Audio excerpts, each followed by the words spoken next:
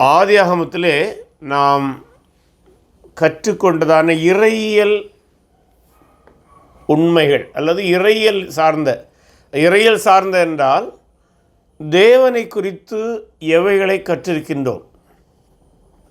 அதாவது தேவன் யார், எப்படிப்பட்டவர், அவருடைய தன்மைகள் என்பதை குறித்து நாம் வேதாகம புஸ்தகத்திலே ஆதியாகமத்திலே மட்டும் நாம் கற்றுக்கொண்ட போது எவைகளை மையமாய்க்கொண்டு கற்றுக்கொண்டோம் என்பதை நீங்கள் சொல்லலாம்.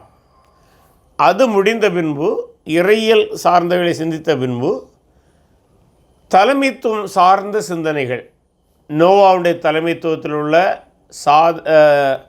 நேர்மறை எதிர்மறை எண்ணங்கள், அதுபோல் ஆபிரகாம், ஈசாக்கு, யாக்கோபு, யோசேப்பு இவர்கள் மிக மிக முக்கியமான நபர்களாக ஆதியாகமத்தில் வருகிறார்கள். ஒவ்வொரு நபரை குறித்ததான நேர்மறை அல்லது எதிர்மறை எண்ணங்கள், அவருடைய தலைமைத்துவம் எவனமாக இருந்தது, அது இன்றைய கிறிஸ்தவர்களுக்கு எவனமாய் பயனளிக்கும் என்பது போன்ற உங்களுடைய கருத்துக்களை பகிர்ந்து கொள்ளலாம். அடுத்ததாக அதிலிருந்து இந்த புஸ்தகத்திலிருந்து ஆதியாகம புஸ்தகத்திலிருந்து நாம் கற்றுக்கொண்டதான அல்லது நமக்கு இது மிஷனரி தரிசனம் அல்லது மிஷனரி பார்வை தரக்கூடிய கருத்துக்கள் இருக்குமானால் அதை பகிர்ந்து கொள்ளலாம். இறுதியாக நியம நிர்வாக பார்வையிலே உங்களுடைய கருத்துக்கள் இருக்குமானால் அதையும் பகிர்ந்து கொள்ளலாம். இப்போது இறையியல் சார்ந்த சிந்தனைகளிலிருந்து ஆரம்பிப்போம். தேவனை குறித்து நீங்கள் என்னென்ன பாடங்களை ஆதியாகமத்தினுடைய பார்வையிலிருந்து கற்றுக்கொண்டீர்கள் என்று நீங்கள் பகிர்ந்து கொள்ளலாம்.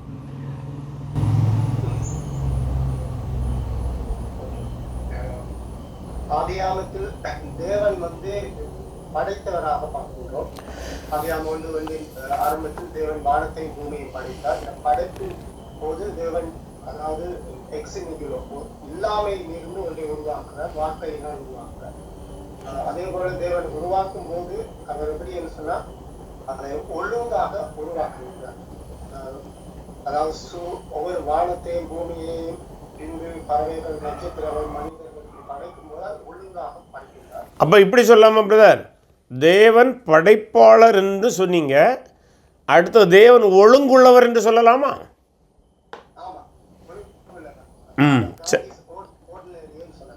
Okay, right. சரி. தேவனுடைய சிறப்பாக பார்க்கிறது சொன்னா மனிதனை படைப்பு. தேவன் மனிதனை படைப்பது ஒரு சிறப்பாக பார்க்கப்படுது. இது ஆதியாகமம் 1:26-27 தமது சாயலில் படைக்கிறார். மனிதன் தேவ சாயலாக படைக்கப்பட்டது. அது தேவனுடைய சிறப்பு அம்சமாகும். மனிதன் மீது மனிதனுக்கு கொடுக்கப்படுற ஒரு ஆதிக்கத்தையும் வெளிப்படுத்தும். ஓகே, அதாவது இப்போ நீங்கள் சொன்ன அந்த இறையியல் கருத்தில் தேவனை குறித்து சொல்கிறீங்க, மனிதனை குறித்து சொல்கிறீங்க.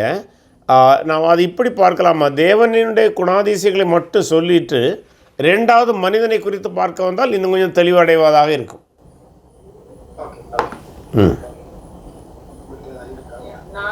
நான் எடுத்த நோட்ஸ் டாக்டர் கிரியேஷன் தேவனை குறித்து நாங்கள் அது அறியக்கூடியதா இருக்கு. மற்றது எக்ஸ் நிகிலோ நமக்கு அந்த ஆதியாகமம் கூறுகிறது. அதாவது தேவன் உலகத்தை ஒன்றுமில்லாமையில் இருந்து வார்த்தை மூலம் உருவாக்கும். ஓகே, எக்ஸ் நிகிலோ என்றால் ஒன்றுமில்லாமை என்று. ரைட், சரிதான், ரைட்.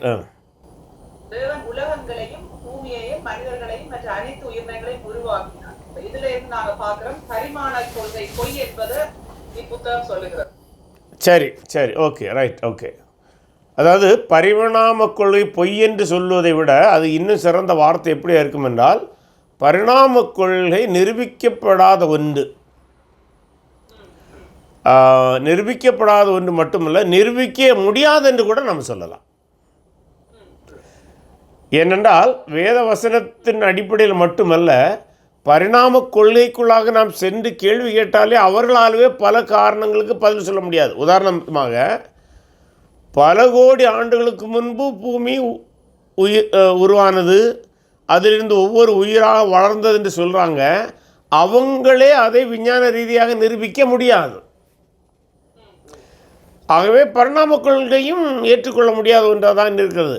அப்போ பரிணாம கொள்கை ஏற்றுக்கொள்ளப்பட முடியாத ஒன்றாக விஞ்ஞானத்தின் அடிப்படையில் கூட நிரூபிக்கப்பட முடியாத இருக்கிறபடினாலே அடுத்து இருக்கிற ஒரே சிறந்த ஆப்ஷன் படைப்பு கோட்பாடு தான். ஆகவே அது விஞ்ஞான ரீதியில் நிரூபிக்கப்பட முடியாவிட்டால் கூட நிச்சயமாக தத்துவார்த்த ரீதியாக சரியானதாக வருகிறது. மற்றது வந்து 5 அடிப்படை கூறுகளை இது சொல்லுது. அதாவது டைம், சக்தி, இடம், பொருள், செயல். ஆதியிலே தேவன் வாழ்ந்த முதலாவது வசனமே இந்த 5 அடிப்படை கூறுகளை நமக்கு கூறுது. அது வந்து சயின்டிஃபிக் பார்வையில் பார்க்கும்போது அதை அப்படி பேசலாம். அப்படி தானே சொல்கிறீங்க? Okay okay. தேவனே எங்களுக்கு படைப்பாளியாக காட்டுகிறது. தேவன் மனிதனோடு கொண்டிருந்த உறவு, பாவம் எவ்வாறு அந்த உறவு எப்படி முறிகிறது அதை பற்றி சொல்லுது நமக்கு. தேவனுடைய அன்பு, தேவனுடைய நீதியை நமக்கு வெளிக்கொண்டு வரும் இந்த புத்தகத்தின் மூலமா நாம அறிந்து கொள்ளக்கூடியதா இருக்கு. அதாவது தேவன் அன்புள்ளவர், தேவன் நீதி உள்ளவர். ஓகே. பரிசுத்தம் உள்ளவர், பார்க்க மாட்டார், நாம இதில் அறிந்து கொள்ளலாம். Okay okay. தேவன் பரிசுத்தமுள்ளவர் என்பதை எந்த வசன பகுதியிலிருந்து இந்த புஸ்தகத்திலே சொல்கிறீங்க?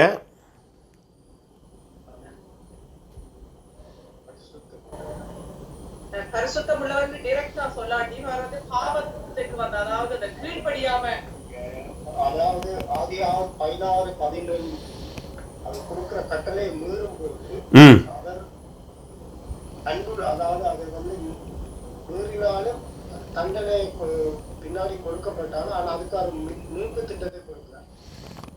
அப்போது அதை எப்படி சொல்லணும்னா தேவன் மீட்பை தருகிறவராக அங்கே அறியப்படுகிறார். தேவன் படைப்பாளர், தேவன் நீதி உள்ளவர், தேவன் அன்புள்ளவர், தேவன் பரிசுத்தமுள்ளவர், தேவன் மீட்கிறவர்ங்கிற இறையில் அங்கே வருகிறது. அதாவது உடைந்து போன உறவிலிருந்து மீட்பை அவர் கட்டி எழுப்புகிறார்ங்கிற பார்வை தான் அது. சரி, ஓகே.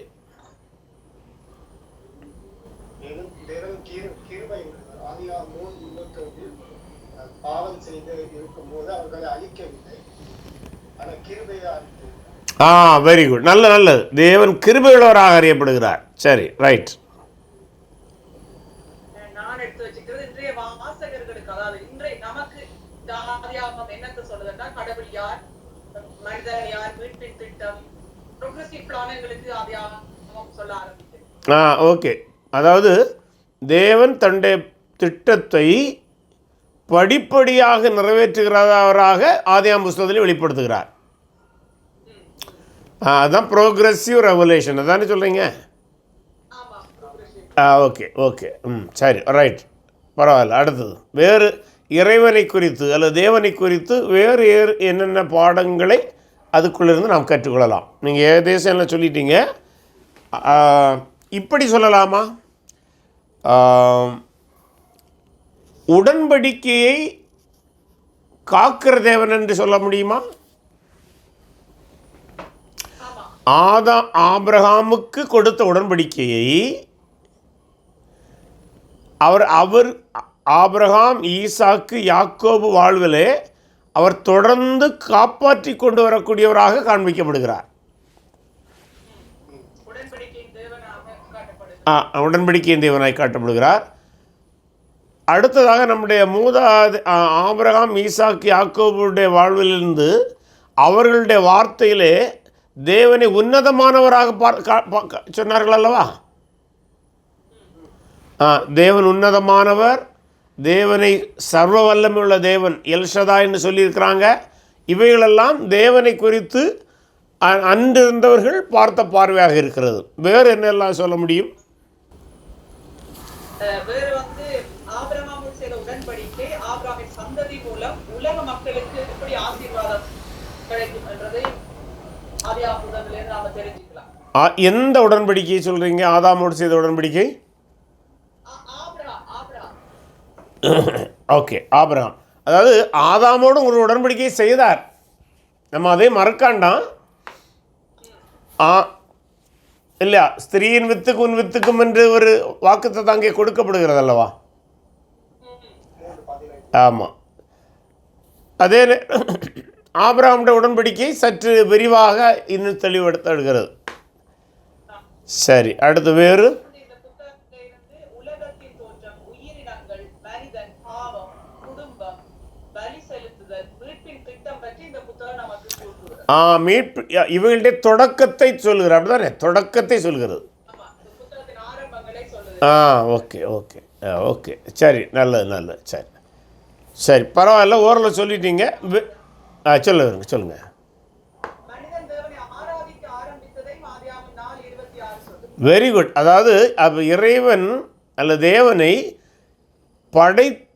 படைத்தவரை படைக்கப்பட்டவைகள் ஆராதிக்க வேண்டும் என்பதை ஆதியாகமம் நமக்கு கற்றுத்தருகிறது. அதுதான் ரொம்ப முக்கியம். அதாவது அதுதான் மனிதனுக்கும் தேவனுக்குள்ள உறவுக்கான அல்ல உறவு கொள்ளக்கூடியதான ஒரு வழிமுறையாக இருக்கிறது. அப்போ ஆதியாகமம் புஸ்தகத்திலிருந்து நாம் கற்றுக்கொள்ள வேண்டிய அந்த இறையியலில் மிக மிக முக்கியமான ஒன்று, படைக்கப்பட்டவைகள் படைத்தவரை ஆராதிக்க வேண்டியவைகளாக இருக்கின்றார்கள். அது நாம் மட்டுமல்ல, உலகத்திலுள்ள அனைத்து படைப்புகளும், குறிப்பாக படைப்புகளிலே உயர்ந்த படைப்பாக கருதப்படுகிற மனிதன் தேவனை ஆராதிக்க வேண்டும் என்பதை ஆதியாகமம் புஸ்தகம் நமக்கு கற்றுத்தருகிறது. சரி, வெரி குட். அப்போ அந்த சொல்லுங்க. தேவனுடைய அடையாளத்தை நமக்கு இந்த புத்தகம் நிரூபிக்கிறது. இஸ்ரவேலின் தேவன் உண்மையான தேவன். பழைய மெசொப்பொத்தேமியா நாகரிகங்களின் கல்மத தத்துவங்களையும் இது பொய்யென நிரூபிக்கிறது. புத்தகத்துல நம்ம எடுத்துக்கலாம் அப்படி. ஓகே, அதை ஒரு துணை கருத்தாக வேண்டுமென்றால் வைத்துக்கொள்ளலாம். அது ஏன்னா அந்த அதர் ரிலீஜியஸ் ஸ்டடீஸில் போயிடுது. இப்போ நம்ம அதுக்குள்ளே ரொம்ப போக வேண்டாம். சரி, இப்போ இறைவனை குறித்து பார்த்து விட்டோம். இனி ஆதியாகமம் புஸ்தகத்திலிருந்து கிறிஸ்துவை குறித்து என்னெல்லாம் நாம் கற்றுக்கொள்ள முடியும், அல்லது மீட்பரை குறித்து. நமக்கு மீட்பர் வருவார் என்றதை வந்து ஆதியாகமத்துல வாக்குப்படுறார். அதாவது 3:15 இல்லையா? Proto evangelium. Very good. ஆமாம், அது மிக மிக முக்கியமானது. ஏன்னா அது கிறிஸ்துவை குறித்து சொல்வது மட்டுமல்ல, நம்ம ஏற்கனவே பார்த்த மீட்பின் திட்டமும் அங்கே தான் ஆரம்பிக்கிறது. நீங்கள் ஒரு வார்த்தை சொன்னீங்க, புரோட்டோ எவாங்கலியோன். அதான் அந்த மீட்பினுடைய திட்டம். அதாவது first gospel proclaimed by God என்று சொல்லுவோம் நம்ம. அந்த முதல் சுவிசேஷமும் அல்லது மீட்பின் திட்டத்தினுடைய ஆரம்பமும் அங்கே ஆரம்பிக்கிறது. அங்கே கிறிஸ்து ஸ்திரீயின் வித்தாக காண்பிக்கப்படுகிறதை நாம் காண்கிறோம். நல்லது. அடுத்ததாக கிறிஸ்துவை குறித்து வேறு ஏதாவது வசன பகுதியிலே நாம் காண்கின்றோமா?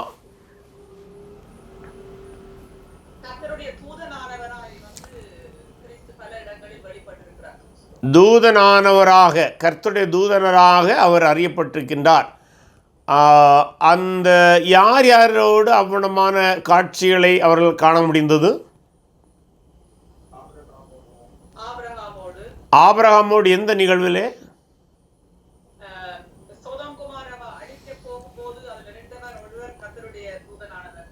Very good.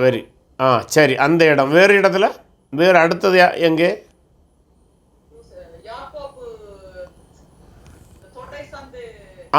யாக்கோபு, அந்த யாப்போக்கு நதி அண்டையில். ஓகே, சரி, அந்த நிகழ்ச்சியும் கிரைஸ்ட் ஆஃப் மணி என்று நாம் சொல்கிறோம் தானே. அதுக்கான இறையியல் வார்த்தை கிரைஸ்ட் ஆஃப் மணி என்று சொல்லுவோம். சரி, நல்லது தான். வேறு ஏதாவது இடங்களை சொல்ல முடியுமா?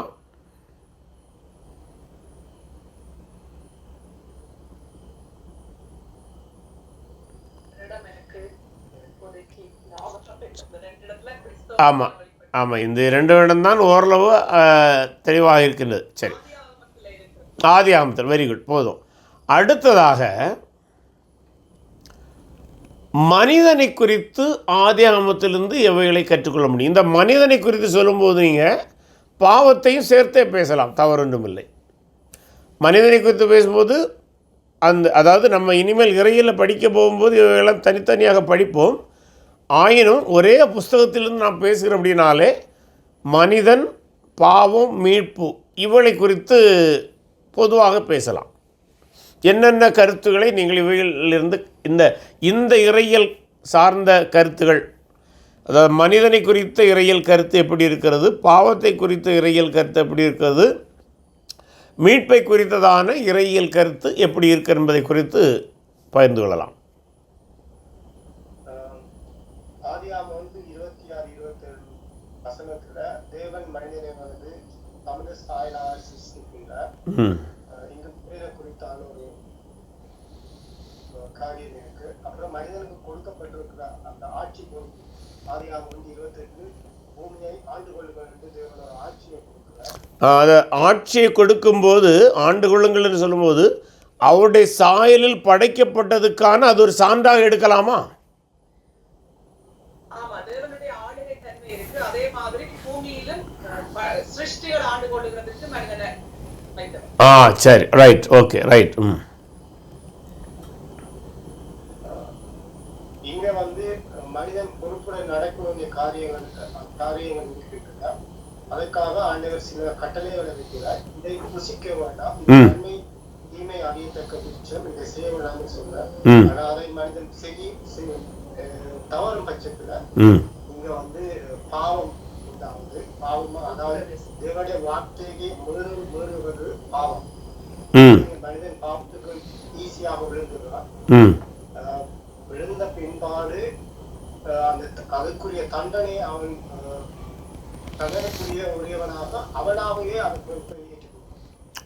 அதாவது ஆமாம், தேவன் எதிர்பார்த்த பொறுப்பிலே அவன் தவறி போகிறதை நாம் பார்க்கின்றோம். அந்த தவறி போவதற்கு தான் இன்னொரு வார்த்தை நாம் என்ன சொல்கின்றோம்? மீறுதல் அல்லது பாவம் என்று என்ற வார்த்தையை சொல்கின்றோம். பாவம். ஓகே, சரி. அடுத்ததாக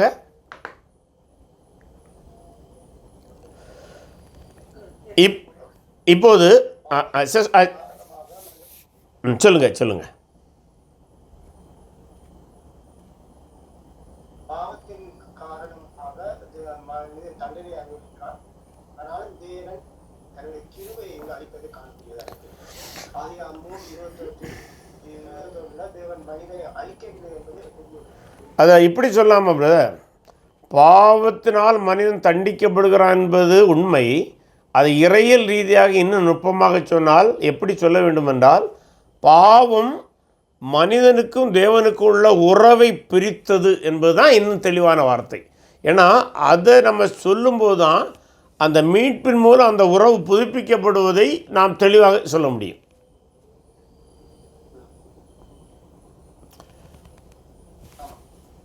சரிதானே? ஓகே, சரி. மனிதனின் நிலையை விளக்குகிறது. சொல்லிட்டார் படைக்கப்பட்டதெல்லாம் இருந்து மனிதனின் நிலை, அதாவது பாவத்தால் பேரடம், தூக்கம், துன்பம் இதுகள் வரும் என்றதை சொல்லுது. ஓகே, ஆமா. அதாவது சொல்லுங்க. மனிதன் தேவனோடு கொண்டிருந்த உறவு, அந்த உறவை பாவம் எவ்வாறு அந்த உறவை முறித்து போட்டது, எங்களுக்கும் தேவனுக்கும் மணிப்புடத்துக்கும் தேவனுக்கும் எவ்வளவு பிரிவை உண்டாக்கினது அந்த பாவம் என்றதை மூலம் நாங்கள் அறிந்து கொள்ளக்கூடியதா இருக்கு. பிரிவு என்கிற வார்த்தைக்கு இன்னொரு பொருள் உண்டு. அது என்ன ஞாபகம் இருக்கிறதா? மரணம், சாவு அல்லது மரணம்.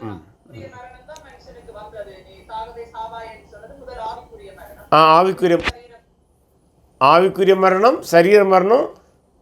அடுத்தது இவைகள் இந்த சரீர மரணத்துக்கு முன்பாக தேவனோடு உள்ள உறவு புதுப்பிக்கப்படவில்லை என்றால் கடைசியாக வருகிறது என்ன மரணம்?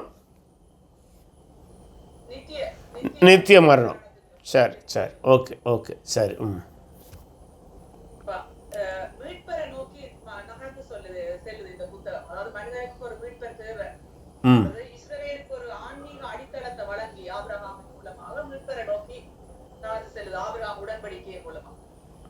ஓகே, சரி. அதாவது ஆபிரகாமின் உடன்படிக்கையின் மூலம் இஸ்ரவேலை மட்டுமல்ல மீட்பது, முழு உலகத்தை மீட்பதற்கான திட்டத்தையும் அங்கே ஆண்டவர் சொல்லுகின்றார். ஏன்னா ஆபிரகாம்கிட்ட ஆண்டவர் சொல்லும்போது உன் சந்ததிக்குள் பூமியின் வம்சங்களெல்லாம் ஆசீர்வதிக்கப்படும். அங்கே அப்போ ஒரு பூமியின் வம்சங்களெல்லாம் மீட்கப்படும் என்பதை அந்த வார்த்தை சொல்கிறது. சரி, அடுத்தது. அந்த மீனிங்ல எழுதியிருக்கு, அதாவது இஸ்ரவேலுக்கு ஒரு ஆன்மீக தளம், இஸ்ரவேல் மூலமா தான் உலகத்திற்கு ஒரு மீட்பு இருக்குது, ஆபிரகாமின் சந்ததி மூலமா. நிச்சயமா, கரெக்ட். சரி சரி. அதான், இப்போ ஆபிரகாமுடைய சந்ததி மூலம் மீட்பு உண்டுன்றதை சொன்னீங்க. ஆபிரகாமுடைய பல சந்ததிகளில் எந்த சந்ததி மூலம் அந்த மீட்பின் திட்டத்தை ஆண்டவர் செயல்படுத்தி வருகின்றார்? ஈசாக்கின் மூலமாக அந்த யாக்கோபின் அந்த அந்த அந்த லைன்ல தான் வந்துருக்கிறார். ரைட். இருக்கு ஆதியாகமம், யூதா கோத்திரத்துல தான் மீட்பர் வருவாருன்றது ஆதியாகமம். அந்த யோசேப் யாக்கோபு கொடுக்கிற ஆசீர்வாதங்கள், பிள்ளைகளுக்கு கொடுக்கிற ஆசீர்வாதங்களே நாம தெரிஞ்சுக்கணும். சரிதான். சரி சரி. அது 49 10வது வசனம்னு நினைக்கின்றேன் நீங்கள் சொன்னது. ஆமாம். சரி, ஓகே, ரைட் ரைட். அப்போது பாவம், அதாவது தேவனை குறித்து பார்த்தோம், மனிதன் பாவம் மீட்பை குறித்து பார்த்து விட்டோம். தூதர்களை குறித்து என்னென்ன இறையியல் பாடங்களை நாம் ஆதியாகமத்திலிருந்து கற்றுக்கொள்ள முடியும்? தூதர்களை குறித்து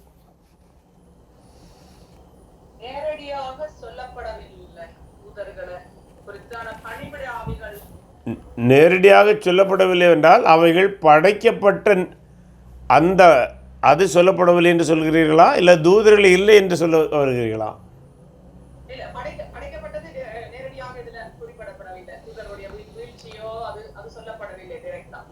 ஆனால் அந்த 6 நாளைக்குள்ளே தானே அவைகள் படைக்கப்பட்டிருக்க வேண்டும்.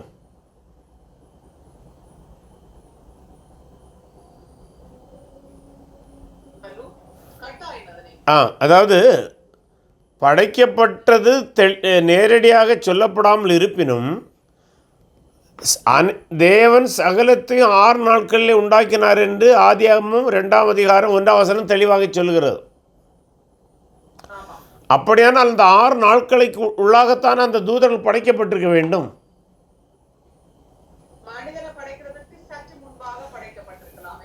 முதல் நாளிலே, அதாவது மனிதன் 6ஆம் நாள் படைக்கப்பட்டான், ஆனால் தூதர்கள் முதல் நாளிலே முதல் மணித்துளிகளிலே படைக்கப்பட்டிருக்க வேண்டும். அப்படி தானே சொல்ல வரீங்க? ஓகே, சரி.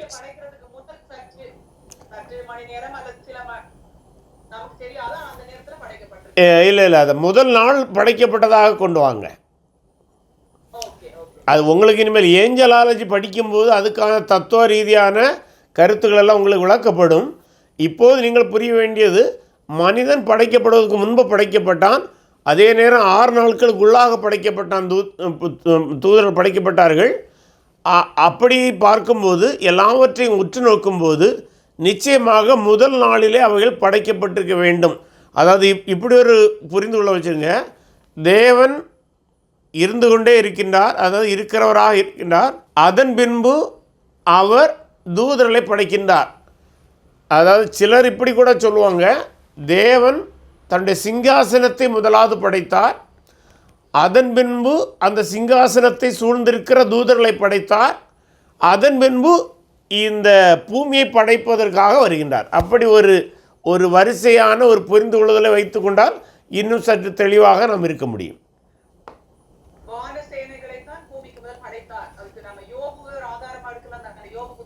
நிச்சயமாக எடுக்கலாம்.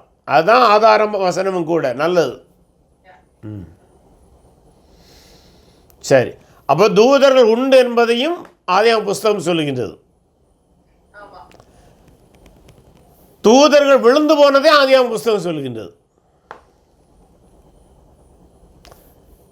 எல்லா தூதர்களும் அல்ல, சில குறிப்பிட்ட தூதர்கள் விழுந்து போனதை ஆதியாகம புஸ்தகம் சொல்லுகிறது.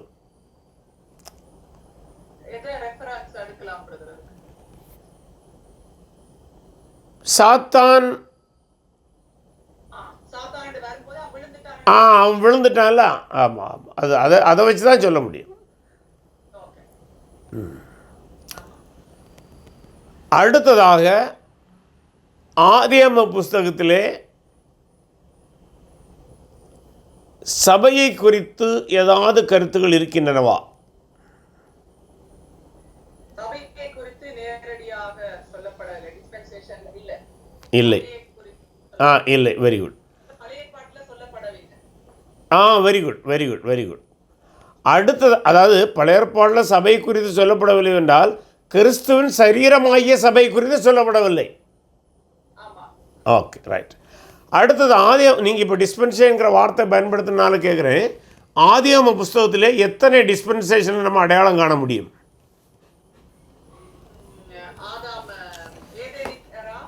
குற்றமற்ற காலம்,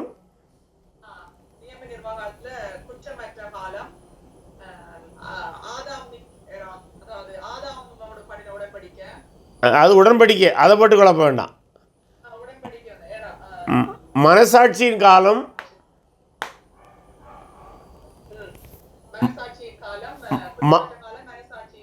அடுத்த மனித ஆளுகை காலம், அடுத்தது வாக்குத்தத்த காலம்.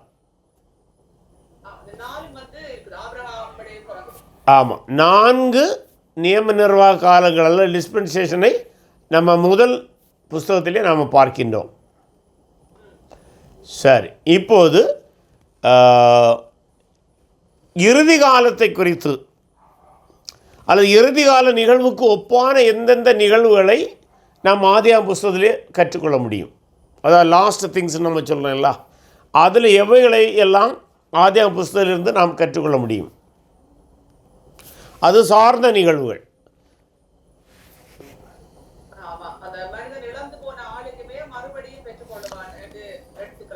அது எடுத்துக்கொள்ள, அது நல்லது. அது அது கிறிஸ்துவுடைய ராஜ்யத்தின் மூலம் அது கொடுக்கப்படும். ஆமாம், ஓகே. அது அடுத்தது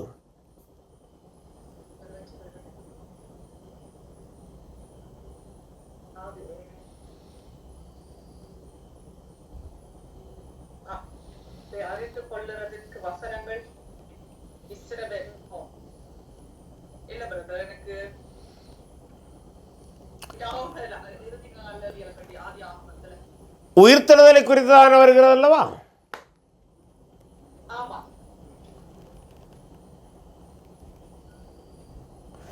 உயிர்த்தெழுதல் நம்பிக்கை மறைமுகமாக சொல்லப்படுகிறதா?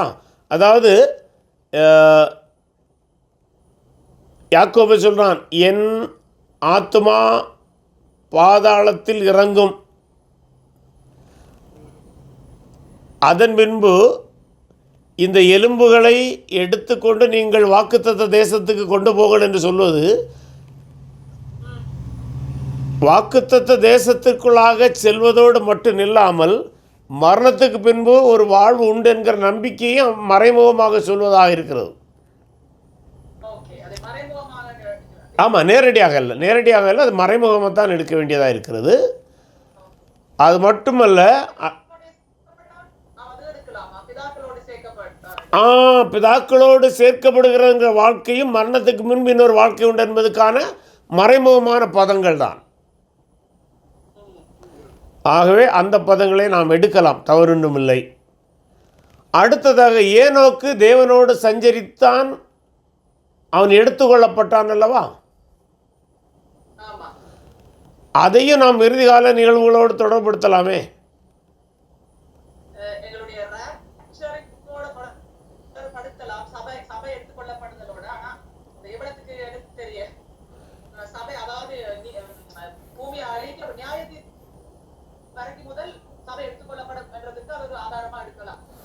ஆமாம், அதாவது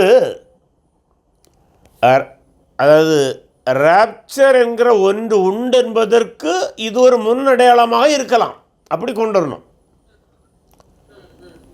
அதாவது ராப்சர் என்று ஒன்று உண்டு என்பதற்கு இந்த ஏனோக்குடைய வாழ்வு நடந்த நிகழ்வு ஒரு முன்னடையாளமாக இருக்கலாம்.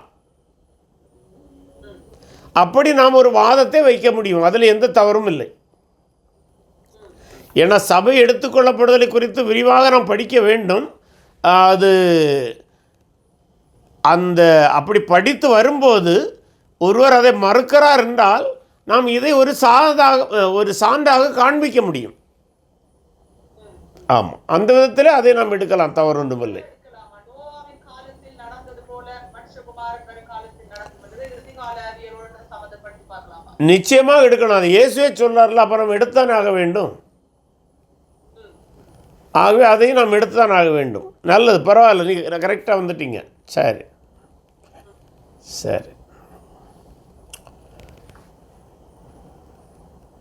சரி இப்போது நாம் இறையியலில் முக்கியமான சிந்தனைகளை முடித்து விட்டோம். ரெண்டாவதாக நாம் தலைமைத்துவம் சார்ந்த சிந்தனைகளுக்கு நேராக செல்வோம். இதில் நோவாவை குறித்து என்னென்ன தலைமைத்துவ பாடங்களை, அது நேர்மறையாக இருந்தாலும் சரி எதிர்மறையாக இருந்தாலும் சரி, முதல்ல நோவாவை படிப்போம், அதன் பின்பு ஆபிரகாம், ஒவ்வொருவராக நாம் பார்க்கலாம். நோவாவை குறித்து கெட்டுப்போன உலகில் நம்பிக்கையின் தலைவன், அதாவது இனத்தலைவனாக அறியப்படுகிறான். ஒரு இனத்தின் தலைவனாக நோவா. சரி, நல்லதுதான், நல்ல பாயிண்ட். பாவமான உலகில் நீதிமானாக இருக்க அழைக்கப்படுகிறான். ஆதியாகமம் 6:9. நீதிமானாக இருந்தான், நீதிமானாகவும் அழைக்கப்படுகிறான். ஓகே. தேவ திட்டத்திற்கு கீழ்ப்படியும் சிறந்த தலைவராக செயல்படுகிறார் நோவா. அதை நீங்கள் தேவத்திட்டத்துக்கு கீழ்ப்படியும் சிறந்த தலைவன் என்பதை சற்று விரிவாக, தேவத்திட்டத்தை அறிந்து அதற்காக பொறுமையோடு செயலாற்றுகிற ஒரு பண்பை அவன் கொண்டிருந்தான். ஏன்னா சுமார் 100-120 ஆண்டுகள் பொறுமையோடு செயலாற்றியது அவனுடைய நம்பிக்கைக்கும் பொறுமைக்கும் சான்றாக இருக்கிறது. அதே போல நோவா தன் காலத்தில் இருந்தவருக்குள்ளே நீதிமானாய் இருந்து சுவிசேஷத்தை அறிவித்த ஒரு தலைவர். ஆம், அவன் 120 ஆண்டுகள் அந்த பேழையை கட்டின செயலே சுவிசேஷம் அறிவித்ததுக்கு சான்று தான். அதாவது சில வேளை இப்படி கேட்பாங்க, நோவா என்ன சுவிசேஷத்தை அறிவித்தான், என்ன வார்த்தையில் சொன்னான்னு கேட்பாங்க. வார்த்தைகளே சொல்லாமல் இருந்தாலும் அவன் பேழையை கட்டிய போது நிச்சயமாக கேட்டிருப்பாங்க, இந்த பேழை எதற்காய் கட்டுகிறாய், ஏன் இவ்வளோ பெரிதாய் கட்டுகிறாய் என்று கேட்டபோது அவன் அதற்கு பதில் சொன்ன சொற்கள் சுவிசேஷம்தான். ஆகவே அவன் கட்டியதும் சுவிசேஷ பணியின்ற ஒரு சான்று தான். அதற்கு நிச்சயமாக கேள்வி வந்தபோது அதுக்கு அவன் கொடுத்த பதிலும் அவன் சொன்ன சுவிசேஷத்துக்கு சான்று தான். நல்ல பாயிண்ட். வேற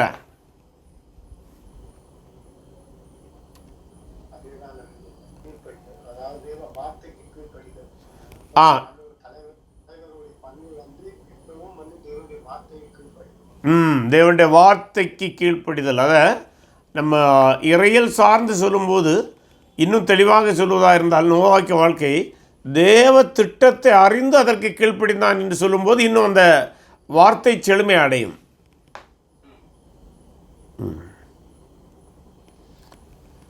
சரி, நோவை பற்றி இவ்வளவு பாசிட்டிவாக சொன்னோம். ஏதாவது நெகட்டிவாக சொல்ல முடியுமா? நெகட்டிவ் என்றால் எதிர்மறையாக அவனுடைய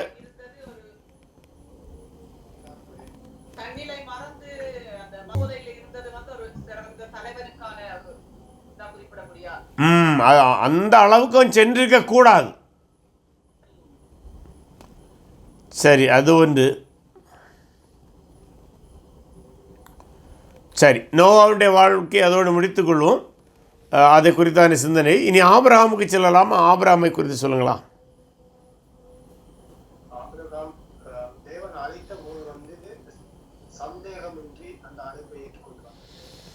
ஆமாம், நல்ல பாயிண்ட். அதாவது எந்த விதமான கேள்வியும் கேட்காமல் அவர் அழைத்த போது புறப்பட்டது, அதைத்தானே சொல்கிறீங்க பிரதர்? ஓகே, நல்ல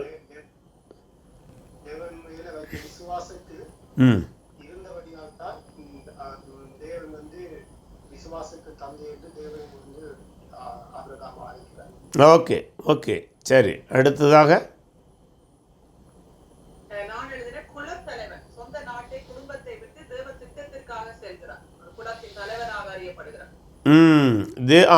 சரி, நல்ல பாயிண்ட். அதாவது தேவ திட்டத்தை அறிந்து செயல்பட்டபடினாலே அது சாதாரண மனிதனாக இருந்தவன் அவன் வம்சத்தில் ராஜாக்கள் வரும் என்கிற வாக்குத்தத்தையும் பெறுகின்றான். அந்த வாக்குத்தத்தம், அவன் வம்சத்தில் ராஜாக்கள் தோன்றுவார்கள் என்கிற வாக்குத்தத்தம் அல்லது அந்த ஆசீர்வாதம் பிற்காலத்திலே மேசியாவை நோக்கி அது செல்வதை நாம் காண்கின்றோம். சரி, ஓகே, அது சொல்லலாம். அடுத்தது, அவர் விசுவாசத்தின் மூலம் தனிநபர் தலைமை மற்றும் உலகின் ஆசீர்வாதமாக உலகத்திற்கு ஆசீர்வாதம் தலைநபர் தலைமைத்துவம் இருக்கிறது. ஓகே. அவனுடைய தலைமைத்துவ பண்பு என்பது அவனுக்கும் அவனுடைய சந்ததிக்கும் மட்டுமல்லாமல் உலகத்துக்கும் ஆசீர்வாதத்தை தரக்கூடியதாக அமைந்தது, அப்படி சொல்லலாம். தனது குடும்பத்தில் ஆவிக்குரிய மற்றும் சமூக தலைவனாக இருந்தார். Okay, okay. தேவ திட்டத்தை முழுமையாக நாம் உணர அவரது வாழ்வு விசுவாசத்தின் மையமாக இருந்தது. ரொம்ப முக்கியம். ஆமாம், தேவ திட்டத்தை நாம் உணர ஆபிரகாமுடைய வாழ்க்கை நமக்கு வழிகாட்டுகிறது. நல்ல பாயிண்ட், நல்ல பாயிண்ட். ஓகே. எதிர்மறையாகியவைகளை பார்க்கலாம். எதிர்மறையானது பொய் சொல்றது. ஒரு தலைவர் கேட்ட பொய்யண்டு இல்ல அது. ஆமாம், அதாவது நம்முடைய மேலோட்டமாய் பார்த்தால் பொய்யாக தெரியும். ஆனால் நம்ம அந்த வரலாற்று பின்னணியை பார்க்கும்போது அவன் வாழ்ந்த சூழ்நிலையிலே இன்னொரு சமுதாயத்தில் அப்படி ஒரு கருத்து இருந்தது தான் அவன் சொன்னான். அந்த விதத்தில் ஓகே, சரி, அதுவும் அதை கூட அவன் தவிர்த்திருக்கலாம். அந்த விதத்தில் பார்க்கும்போது அது அவனுடைய பயத்து நிமித்தம் வந்தது தான். சரிதான். அடுத்தது, ஒரு நல்ல தலைவன் வந்து மனைவி சொல்லி இருந்தாலும் வந்து தேவனுடைய ஆலோசனை கேட்காம ஆகார திருமணம் செய்வது ஒரு நல்ல தலைவனுக்கு அழகு.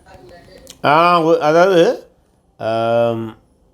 தலைவன் தவிர்த்திருக்க வேண்டியது, அப்படி சொல்லுவோமா? ஒரு தலைவன் தவிர்த்திருக்க வேண்டிய ஒன்று தேவ திட்டத்துக்கு எதிரான ஒரு கருத்து வரும்போது அதை புறக்கணித்திருக்க வேண்டும். அந்த இடத்துல அவன் புறக்கணிக்காதது இன்றைக்கும் பிரச்சனை இருப்பதை நாம் பார்க்கின்றோம்.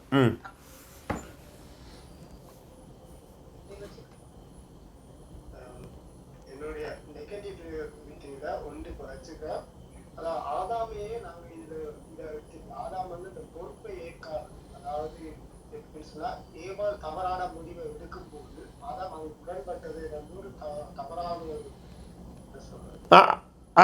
ஆமாம், சரிதான். அது நீ சொல்லலாம். அதான், அது ஆண்டவர் அவனுக்கு தான் அந்த பொறுப்பை கொடுத்துருந்தாரு. அந்த பொறுப்பை அவன் இழப்பதற்கு காரணம் தேவனுடைய ஆலோசனைக்கு எதிரான ஆலோசனை அவன் ஏற்றுக்கொண்டது. அப்படி தானே சொல்ல வர்றீங்க? அதே போல் தான் ஆபிரகாம். சரிதான், சரி, அப்படி ஒரு ஒப்பிடலாம், தவறுண்டும் இல்லை. வேறு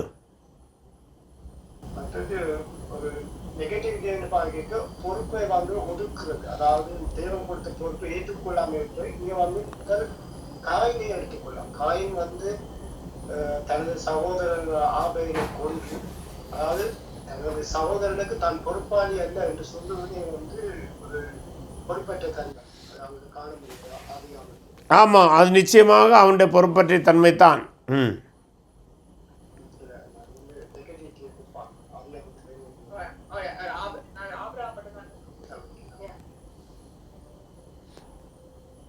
ஆபிரகாமுடைய வாழ்விலிருந்து வேறு ஏதாவது நெகட்டிவ் இருக்குதா?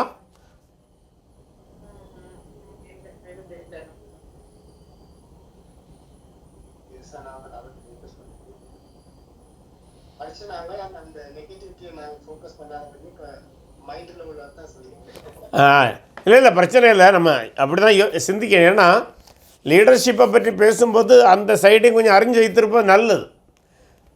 ஆமாம், ஏன்னா நம்ம மெசேஜில் கொடுக்கும்போது பொதுவாக பாசிட்டிவாக கொடுப்போம், தவறொன்றும் இல்லை.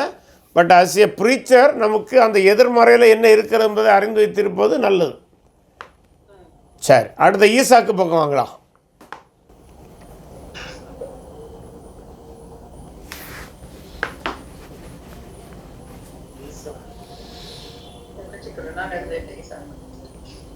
ஈசாக்கு வந்து தேவனுடைய வார்த்தைக்கு கீழ்ப்படிந்து தேவன் எகிப்து தேசத்துக்கு போகாமல் இருக்க சொல்லுகிறார். அந்த வார்த்தையை கேட்டு அவர் இருந்தபடியா தேவன் ஆசீர்வதிப்பதை காண முடிகிறது. அப்ப இங்க வந்து எப்படின்னு சொன்னா, ஈசாக்கு மேல ஏமாற்றம் இருக்கு. அந்த ஊற்றுக்களை வந்து எடுத்துட்டு போறாங்க. ஆனாலும் இந்த பொறுமையோடு இருந்து தேவனுடைய வார்த்தைக்கு கீழ்ப்படிந்து ஈசாக்கு வந்து எப்படின்னு சொன்னா தன்னடக்கமும் துணிச்சலும் உடைய ஒருவராக காணப்படுகிறார். வெரி குட், நல்ல வார்த்தை. தன்னடக்கமும் அதே நேரம் அது ஒரு விதத்தில் அவன் துணிச்சலுடையவனாகத்தான். அதாவது அவன் ஒதுங்கி சென்றானே தவிர அது நிமித்தம் அவன் பயந்து ஒதுங்கினான் என்று சொல்ல முடியாது. ஞானமாய் நடந்து கொண்டான், தன்னடக்கத்தோடு நடந்து கொண்டான். நல்ல வார்த்தை, சரிதான்.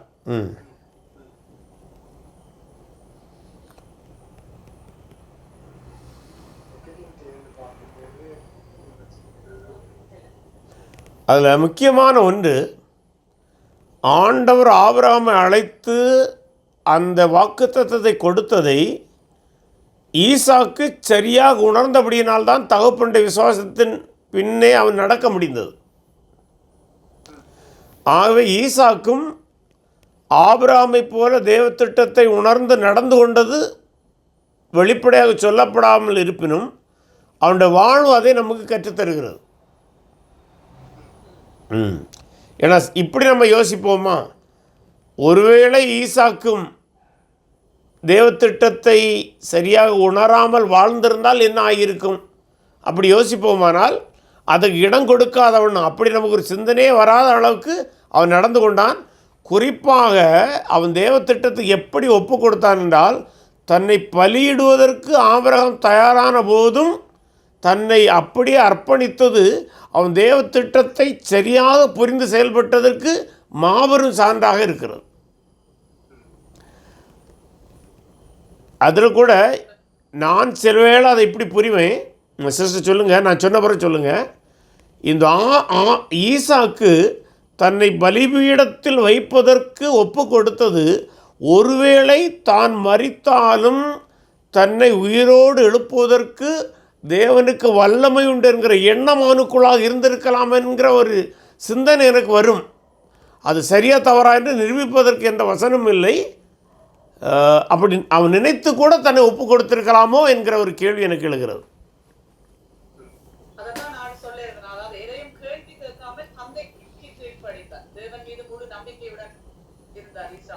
ஆமாம், நிச்சயமா, நல்லது நல்லது.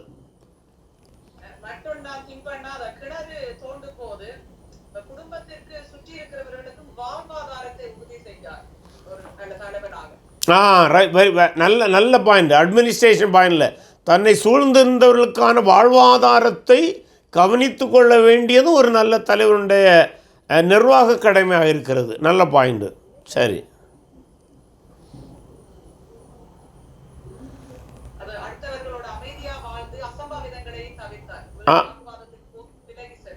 அப்போ அதை நம்ம இப்படி சமூக நல்லிணக்கத்தை பேணுவதற்கு தன்னால் இயன்ற மட்டும் முயன்றான், அப்படி பேசலாம்.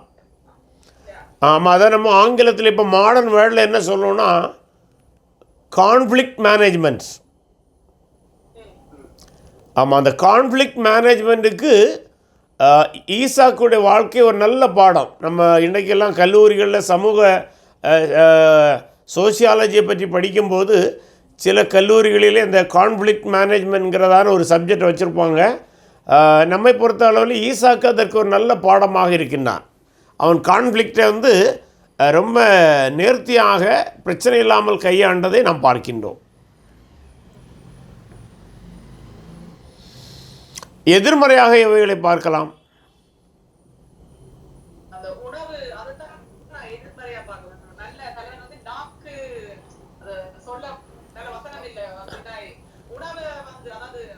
அது இப்படி சொல்லணும், அதை சென்ஸுகள் உணர்வின் அடிப்படையில் he should not lead the life. அது இன்னொன்று, அதுவும் ரெண்டாவதாக பார்ஷியாலிட்டி, தன்னுடைய பிள்ளைகளுக்குள்ளாக பட்சபாதத்தோடு நடந்து கொண்டது ஈசாக்கிடம் இருந்திருக்கிறது. அது ஈசாக்கிடம் இருந்திருக்கிறது, ஈசாக்குடைய மனைவி ஆகிய ரெபேக்காளிடம் இருந்திருக்கிறது. ரெண்டு பேருமே பட்சபாதத்தோடு நடந்து கொண்டது அவருடைய வாழ்வில் அது பின்னால் பிரச்சனையாக மாறினதை நாம் பார்க்கின்றோம். வேறு எவைகளாக சொல்ல முடியுமா?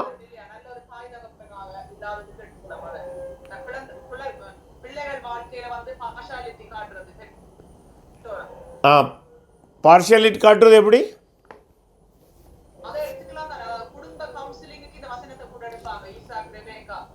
ஆமாம் ஆமாம், எடுக்கலாம் எடுக்கலாம், அது காரணம் பேரண்ட்ஸ் தான். நிச்சயமாக அது எடுக்கலாம். அது ஒரு நல்ல பாயிண்ட்டு, நல்ல ஒரு பாடம் தான். ஃபேமிலி கவுன்சிலிங்க்கு பயன்படக்கூடிய ஒரு கருத்து தான், நல்ல கருத்து தான். அடுத்தது யாக்கோபுடைய வாழ்விலிருந்து சொல்லலாமா?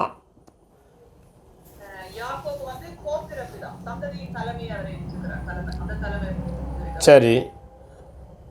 12 குமாரர் மூலம் இஸ்ரவேல் மக்கள் என்ற புதிய சமூகத்தை உருவாக்கினார். Okay okay. யாக்கோபின் வாழ்வில் உறவுகள் இடையில் ஏற்படும் சிக்கல்கள் மற்றும் தேவதிட்டத்தில் இருக்கக்கூடிய நிகழ்வுகளை வெளிப்படுத்துகிறது. அதாவது அதை இப்படி சொல்லாமா, யாக்கோபு வந்து கடின உழைப்புள்ளவன் என்று சொல்லலாமா? ஆமா, கடினமாக உழைக்கிறவன். ஒரு இடத்துல சொல்லலாம்னா பகலிலே வெயிலிலும் இரவிலே பனியிலும் என்கிற ஒரு வார்த்தை அவன் பயன்படுத்துகிறான் அல்லவா? ஆமா. அப்போ அவன் கடினமாக உழைக்கின்றவனாக இருந்தான், அதை நாம் மறந்துவிடக்கூடாது. ஓகே, அவனின் பல எதிர்மறை குணங்கள் இருந்தாலும் கடினமாக உழைக்கிற ஒரு எண்ணம் இருந்தது. அடுத்ததாக கர்த்தருடைய திட்டத்தை அறிந்துதான் வாழ்ந்தான், அதை நம்ம சொல்ல முடியும். எதிர்மறையாக எவைகளை சொல்லலாம்?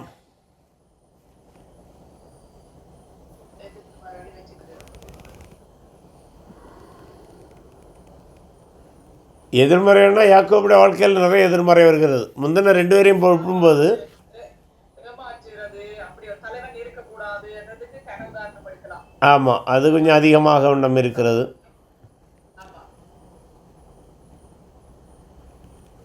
அதனுடைய விளைவை சந்தித்தானா?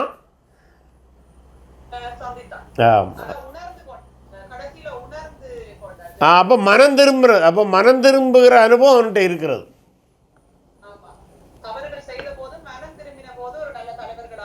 ஆமாம் ஆமாம், தலைமை பண்பில் அது ஒன்று முக்கியமானது. தன்னுடைய தவறுகளை உணர்ந்து மனம் திரும்புவதும் தலைவனுக்கு அழகான ஒன்றாக இருக்கிறது. அடுத்ததாக யோசேப்புடைய வாழ்விலிருந்து எவைகளெல்லாம் கற்றுக்கொள்ள முடியும்?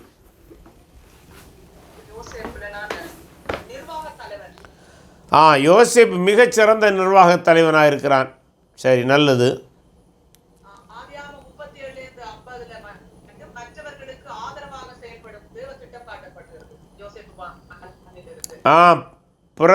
பிறருக்கு ஆதரவாக, அதாவது தன்னை எதிர்ப்பவர்களுக்கும் ஆதரவாக இருக்க வேண்டும் என்கிறதான ஒரு மனப்போக்குவத்தை அவன் பெற்றவனாக இருந்தான். அப்படி தானே சொல்ல வரீங்க?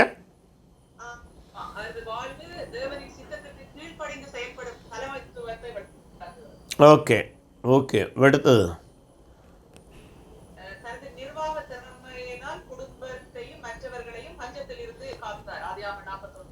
ஓகே, அதாவது குடும்பத்தை மட்டுமல்ல, ஒரு விதத்தில் பார்த்தா அன்றைக்கு இருந்த ஆப்பிரிக்கா மற்றும் ஆசியாவுடைய சில பகுதிகள் முழுவதும் உள்ள பஞ்சத்துக்கு அவன் பஞ்சத்தை தீர்ப்பதற்கான திறமை அவனிடம் இருந்திருக்கிறது.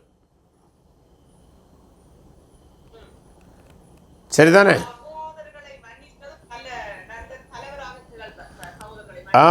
மன்னிக்கும் குணம், மன்னிக்கிற குணத்தில் அவன் நல்ல உதாரணமாக வருகின்றான். துன்பத்தை சகித்ததுக்கு, தேவ திட்டத்துக்காக துன்பத்தை சகிக்கிறவனாக இருக்கிறான் அல்லவா? அநியாயம் செய்யாத போதும் அநீதியாக நடத்தப்பட்டதை நாம் பார்க்கிறோம் அல்லவா?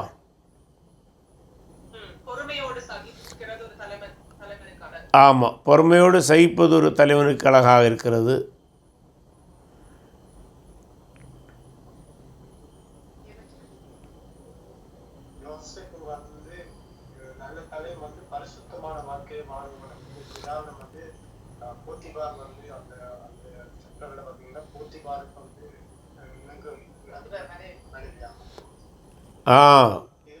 ஆமாம், ஒரு பாவத்தை விட்டு விலகி ஓடிய நான், அது மட்டுமல்ல அவனுடைய வாழ்வுடைய சிறந்த பண்புதான், அந்த பண்புதான் அவனை அந்த உயர்ந்த இடத்திற்கு தேவன் கொண்டு வருவதற்கும் ஒரு காரணமாக இருந்திருக்கிறது. ஆமாம், இனி யோசேப்புடைய வாழ்க்கையில் நெகட்டிவாக எதையாவது யோசிக்க முடியுமா? அத யோசிக்க முடியல. அந்த சில எதிர்காரியா செஞ்சாலும் அது நன்மைக்கு தான் சகோதரர்களுடைய பையில வந்து போட்டு விட்டது. அதெல்லாம் வந்து ஒரு அதை எதிர்மறையா நினைக்க முடியல. அது தலைவருடைய பண்பு இல்லை, அது அவங்கள உளவு பார்ப்பதுக்கு அவர் எடுத்த முயற்சி. அது ஒரு நிர்வாகத்திற்காக செய்ததானே தவிர அது எதிர்மறையாக பார்க்க வேண்டிய தேவையில்லை.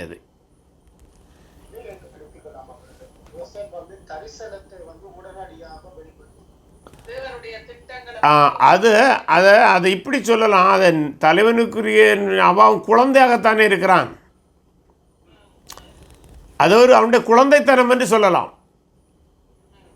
ஆனால் அது அவனுடைய சின்ன வயசில் நடந்தது. அதனால் அதை நம்ம பெரிதுபடுத்த வேண்டிய தேவையில்லை.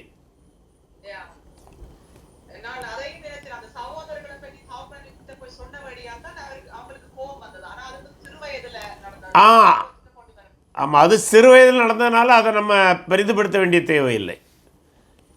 ஆமாம். ஆனால் அதில் நமக்கு ஒரு பாடம் இருக்கிறது பெற்றோருக்கு. என்னன்னா, நம்ம பிள்ளைங்க ஒருவருக்கு ஒருவர் போட்டு கொடுத்தாங்கன்னா நம்ம கொஞ்சம் ஞானமாக நடந்துக்கிடலாம். அது நமக்கு பாடமாக இருக்கிறது. ஆமாம். சரி, அடுத்ததாக மிஷன் மற்றும் மிஷனரி கோட்பாடுகளை எவைகளை கற்றுக்கொள்ளலாம்?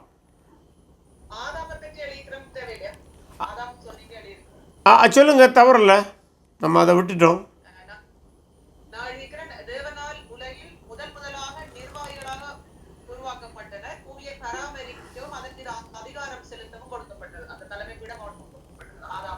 ஆமாம் ஆமாம் ஆமாம் ஆமாம் அவனுக்கு தான் கொடுக்கப்பட்டது.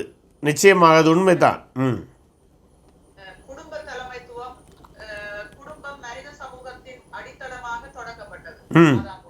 ஆமாம்.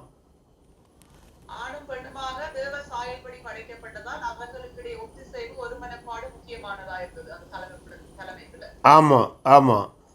ஆனால் என்ன நடந்தது?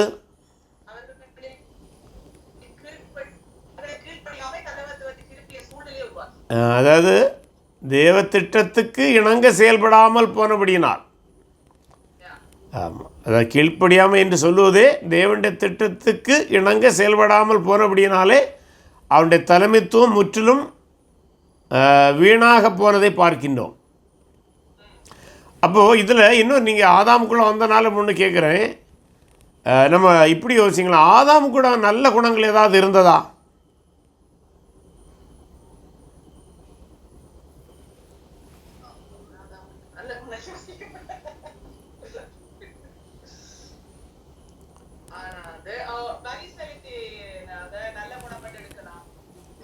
ஆண்டவர் கொடுத்த மீட்பின் திட்டத்தை ரெண்டாவது ஏற்றுக்கொண்டது நல்ல குணம் தானே, இல்லையா? தோலாடையை பெற்றுக்கொண்டது நல்ல குணம் தானே. அடுத்த ரெண்டாவது அவன் எந்த பாவத்தையும் செய்ததாக பதிவு செய்யப்படவில்லை. அப்போ அடுத்த பாவம் செய்திருக்க மாட்டான்.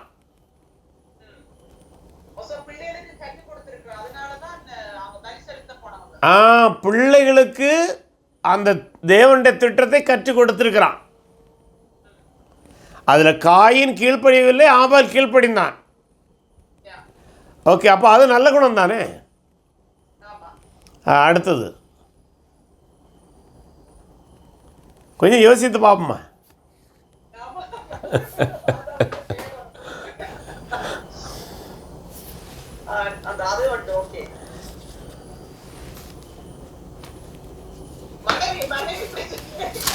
எப்படி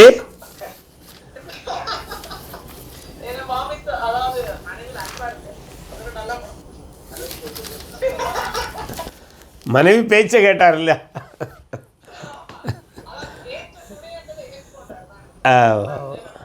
நீங்கள் சொன்ன பாயிண்ட் எல்லாம் நல்லது. அவங்க தன்னுடைய பிள்ளைகளுக்கு அந்த பலி திட்டத்தை, தேவ திட்டத்தை கற்றுக் கொடுத்தான். அவன் தோல்வி அடைந்தாலும் அதன் பின்பு அதை கற்றுக் கொடுத்தது பாராட்டப்பட வேண்டிய ஒன்று தான். சரி,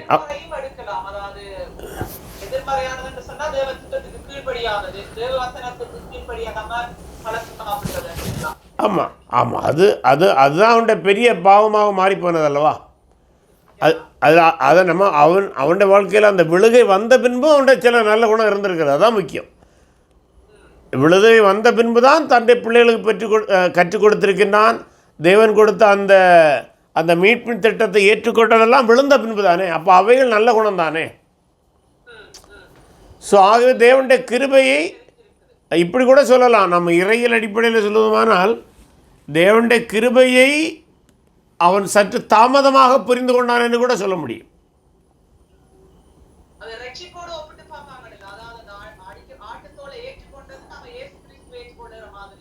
நிச்சயமா அதுதான் அவனுடைய மீட்பு.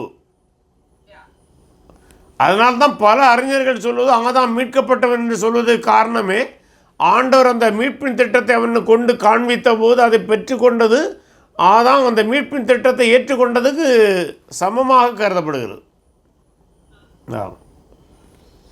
பரவாயில்ல, நல்ல இறையல் பாயிண்ட். இனி கடைசியாக அந்த மிஷன் அல்லது மிஷனரி கோட்பாடுகள் எதையாவது நாம் இந்த ஆதியாகம புஸ்தகத்திலிருந்து கற்றுக்கொள்ள முடியுமா? அதில் ஒரு வார்த்தையை நீங்கள் ஏற்கனவே சொல்லியிருக்கிறீர்கள். அதை நான் உங்களுக்கு க்ளூவாக தாரேன், ஞாபகப்படுத்தி பாருங்கள்.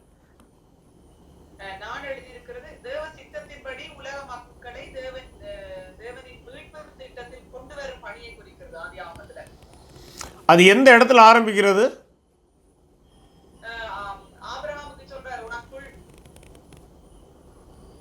இல்லையே, தேவனுடைய மீட்பின் திட்டம் அதுக்கு முன்பே வந்துட்டேன்.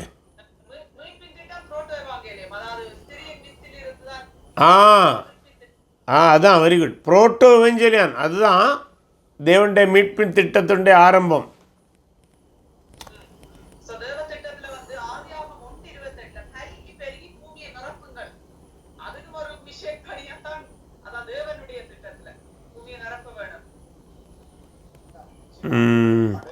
ஆமாம், அதாவது அது தேவனுடைய திட்டத்தில் வந்து நம்ம பார்க்க வேண்டிய அந்த மிஷன்னா சென்ட்ங்கிற கான்செப்ட்லேருந்து பாருணும். அந்த ஸ்திரீயின் வித்தை கொடுத்ததும் மிஷன் தானே.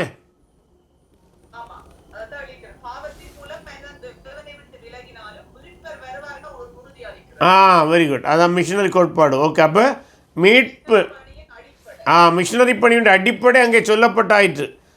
புரோட்டோ எவஞ்சலியின் மூலம் கிறிஸ்துவின் மூலம் சொல்லப்பட்டாயிற்று. வேறு மிஷனரி கோட்பாட்டில் இருக்கிறதா?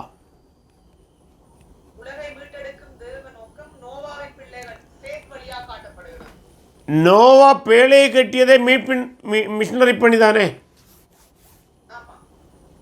இல்லையா? மக்களை மீட்பதற்காக அவன் எடுத்த முயற்சி தானே, அதை சொல்லலாம். அடுத்ததாக ரொம்ப ரொம்ப ரொம்ப ஆபிரகாமுடைய அழைத்து அவனை அந்த கானான் தேசத்துக்கு அனுப்புனது மிஷனரி பணி தான். அவன் வந்து அங்கே மிஷனரியாகத்தான் சொல்கிறான்.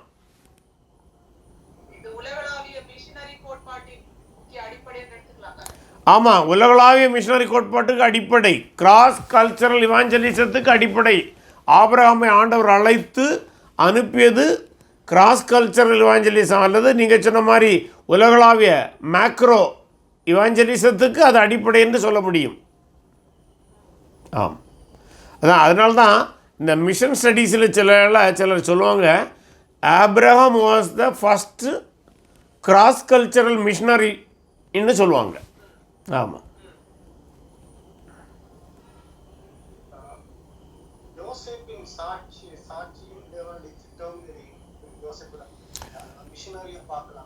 ஆமாம், நிச்சயமாக பார்க்கலாம் பிரதர். எப்படி ஆபிரகாம் கிராஸ் கல்ச்சர் மிஷனரியாக அனுப்பப்பட்டாரோ அதுபோல் யோசேப்பும் கிராஸ் கல்ச்சர் மிஷனரி தான். கானானிலிருந்து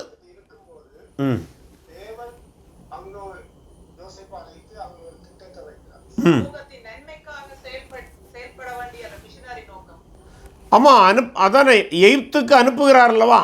கானானிலிருந்து அவனை எகிப்துக்கு, அதாவது அவன் போன மெத்தேடு வேறு வழியாக இருக்கலாம், ஒரு அடிமை போல போயிருக்கலாம். ஆனால் தேவனுடைய திட்டத்தில் அவன் அங்கே மிஷனரியாக தான் போகிறான். தேவனுடைய திட்டத்தில் அவன் அங்கே மிஷனரியாக போய் எகிப்துடைய மக்களை விடுவிக்கின்றார். எகிப்துடைய மக்களை விடுவித்த நேரத்தில் தன்னுடைய குடும்பத்தை விடுவிக்கின்றார். ஆகவே அவன் ஒரு மிஷனரியாகத்தான் அங்கே அனுப்பப்படுகின்றான். அதான் நீங்கள் அல்ல, அதான் அவர் சொல்லலாம், நீங்கள் அல்ல, தேவனே என்னை அனுப்பினார்னு சொல்கிறார்ல. ஆமா. ஆகவே யோசேப்பும் ஒரு மிஷினரி தான். நான் ஒரு தோட்டம் எழுதி வச்சுக்கிற பிறகு அது எப்படி இருக்கிற மிஷினரி கோட்பாட்டு, அதாவது பாபேல பிரிந்த இனங்கள் ஆபிரகாம் மூலம் இயேசுவினால் எப்படி ஒன்றிணைக்கப்பட்ட திட்டம் அப்படி வைக்கலாமா மிஷின், அதாவது பிரிஞ்சு போகுது இனங்கள். இங்க வந்து பெந்திகோஸ்தே நாள்ல வந்து ஒரே பாஷையான ஆட்கள் இணைக்கப்படினம் இல்ல சபை மூலம்.